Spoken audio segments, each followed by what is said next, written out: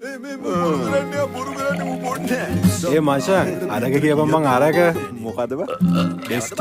බෙස්ටි වගේ ඒකේම ලෑබා අද බලන්නේ නා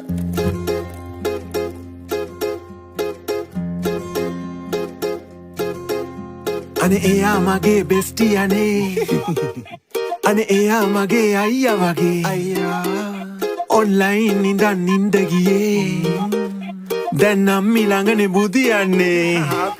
අනේ මේ අයියේ දැන් කෙල්ලෝ විතර දෝවා කියන්නේ කොල්ලෝ කරන කියන ඒවා අපි කියන්න ගත්තොත් එහෙම ඉතින් හරියන ඕමම කියන්න හො බලමේන ආයේ මගේ නංගි වගේ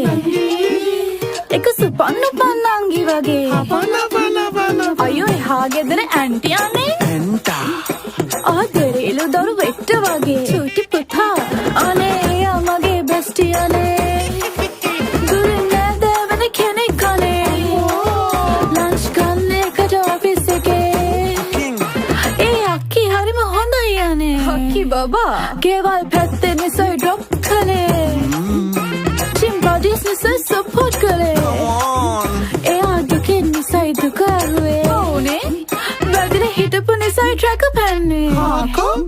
අනේ වැරදිලා වගේ ෆොලෝ කරේ බබා නිකමට වගේ ලයික් කරේ මනුස්සකමට ටෝක් කරේ ආන් හිටියා අපි ගොන්නු වගේ වටේ ගිහින් ආවත් මට කමක් නෑ හත් පෙලේ ගාවත් මට කමක් නෑ ඒ වටේ ගිහින් ආවත් මට කමක් නෑ කොහොමද ලැජ්ජ නෑ වටේ ගිහින් ආවත් මට කමක් නෑ හත් පෙලේ ගාවත් මට කමක් නෑ ඒ වටේ ගිහින් ආවත් මට කමක් නෑ කොහොමද ලැජ්ජ නෑ ආ පැටියෝ දැන් සනීපද